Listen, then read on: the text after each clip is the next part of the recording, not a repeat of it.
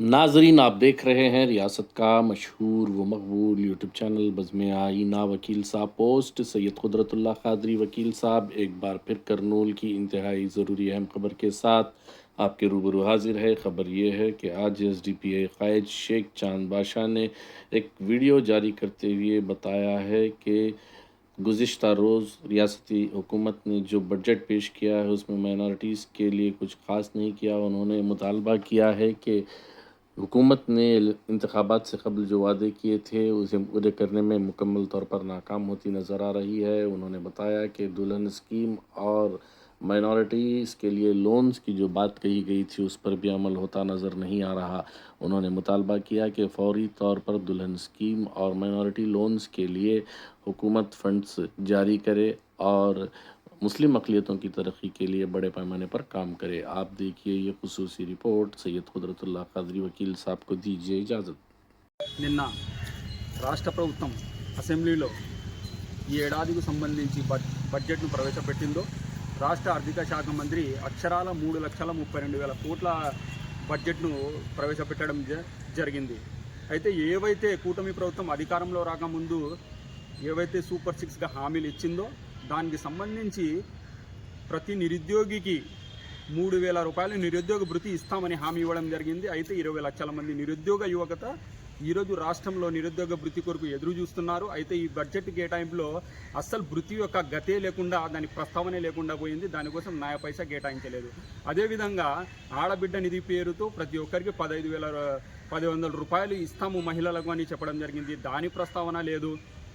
ఈ విధంగా ఇక రాయలసీమకు సంబంధించి ఏవైతే కేటాయింపులు చేసినారో గుండ్రేవల ప్రాజెక్ట్ ప్రస్తావన లేదు. వేదావతి అదేవిధంగా RDSకి నామమాత్రమంగానే దానికి నిర్లక్ష్యం చేసినారు. అదేవిధంగా హైకోర్టు ప్రస్తావన కానీ హజ్ఔట్ ప్రస్తావన కానీ ఏవి బడ్జెట్లో ప్రస్తావనకు రాలేదు. ముఖ్యంగా ఏవైతే మైనారిటీ సంక్షేమ శాఖ కొరకు బడ్జెట్ కేటాయించినారో ఆ బడ్జెట్ 6,090 లక్షల కోట్ల రూపాయలు 6,090 కోట్లు మేము కేటాయించినామని ప్రభుత్వం బడ్జెట్లో చూపించింది. కానీ దాన్ని ఎక్కడ ఖర్చు చేస్తారు? గతంలో గత ఏడాది బడ్జెట్లో 5,430 కోట్లు కేటాయించినామని బడ్జెట్లో చూపించడం జరిగింది. అయితే ఈ ఏడాది గడిచిపోయినప్పటికీ మైనార్టీకి సంక్షేమానికి సంబంధించి ఒక్క స్కీము కానీ అమలు చేసిన దాఖలాలు లేవు. దుల్హన్ స్కీమ్ ఎవరికి అందజేయలేదు. మైనార్టీ నిరుద్యోగ యువతకు మైనార్టీ లోన్లు, వాళ్ళకు ఆర్థిక భరోసాకు, వాళ్ళ ఉపాధి కొరకు మైనార్టీ లోన్లు ఇస్తామని చెప్పినారు. కానీ ఒక సంవత్సరం గడిచిపోయినా ఒక లోను రాలేదు, ఒక దుల్హన్ స్కీమ్ అమలు కాలేదు, దుకాన్ ముఖాన్ అమలు కాలేదు. మరి ఈ 5,000 కోట్లు గత ఏడాది కేటాయించిన బడ్జెట్ యొక్క నిధులు ఎక్కడ పోయినాయి? దాన్ని ఖర్చు చేసింటే క్షేత్రస్థాయిలో ఎందుకు ఈ పథకాలు అమలు కాలేదు? అంటే కేటాయింపులు కేవలం కాగితాలకే పరిమితమైంది కానీ క్షేత్రస్థాయిలో అమలు కాలేదని దీన్ని బట్టి అర్థమవుతుంది. మరి ఈ ఏడాది 6,909 కోట్లు కేటాయించినారు మైనార్టీ సంక్షేమ శాఖ కొరకు. మరి ఈసారైనా ఆ నిధులు ఖర్చు చేస్తారా? 90 కోట్ల రూపాయలు ఇమాం మౌజులం యొక్క గౌరవ వేతనంగా కేటాయించినామంటున్నారు. మళ్ళీ పవిత్ర రంజాన్ మాసం వస్తుంది, అది వారి అకౌంట్లో జమ చేస్తారా? ఎప్పటి నుంచో రాష్ట్రంలో ఉన్న ఏకైక ఉర్దూ యూనివర్సిటీ దానికి నిలబడిపోయింది. అది 8 కోట్ల 50 లక్షల రూపాయలు కేటాయించినామని చెప్పినారు. మరి దాన్ని ఖర్చు పెట్టి దాన్ని పూర్తి చేస్తారా? ఈ విధంగా ప్రతి సంవత్సరము ప్రభుత్వం మైనార్టీలకు 1,000 కోట్లు కేటాయించడం మైనార్టీలకు అందడం లేదు. అది దుల్హన్ స్కీమ్ కానీ, అది మైనార్టీలకు సంబంధించిన లోను కానీ, దుకాన్ మకాన్ కానీ ఇవేవి అందడం లేదు.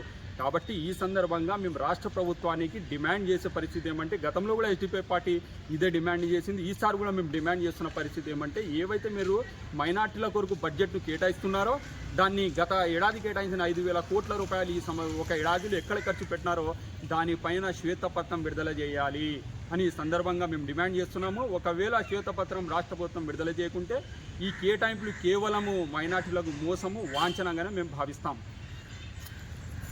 పాటించింది. సో ఈ బడ్జెట్ విధానం అనేది మొత్తంగా ఏంటి అంటే, దీని ఒక రకంగా చెప్పాలి అంటే ఆంధ్ర ప్రాంతపు చుట్టూ తిరిగిన బడ్జెట్ అనే ఒక విమర్శ ఉంది. అట్లాగే ప్రభుత్వానికి వ్యాపారాలు చేయడానికి, లాభసాటి వ్యాపారాలు చేయడానికి, కాంట్రాక్టర్లు ఇవ్వడానికి, కార్పొరేట్లను మేపడానికి తగిన అనుకూలమైన బడ్జెట్ అనే విమర్శ ఒకటి ఉన్నది. అంతేకాని రైతులు, ముఖ్యంగా రాయలసీమలోని రైతులు, వెనకబడ్డ ప్రాంతాల రైతులు చారెడు నీళ్లు తీసుకొని ఒకసారైన పంట పండించుకొని, ప్రతి ఎకరాకు ఒకసారైన నీళ్లు వచ్చి ఇంత పంట పండించుకొని వలసలు వెళ్లకుండా, ఆకలి చావులు లేకుండా, ఆత్మహత్యలు లేకుండా ఉన్న ఊళ్ళో జీవించగలగడానికి అవసరమైన ఒక స్థిరమైన నిలకడ అభివృద్ధిని కోరుతున్నటువంటి నీటిపారుదల ప్రాజెక్టులు ఏవైతే ఉన్నాయో ఆ ప్రాజెక్టుల విషయంలో చాలా రకాల డిమాండ్లు ఉన్నాయి. వాటన్నింటిని నిర్లక్ష్యం చేశారు.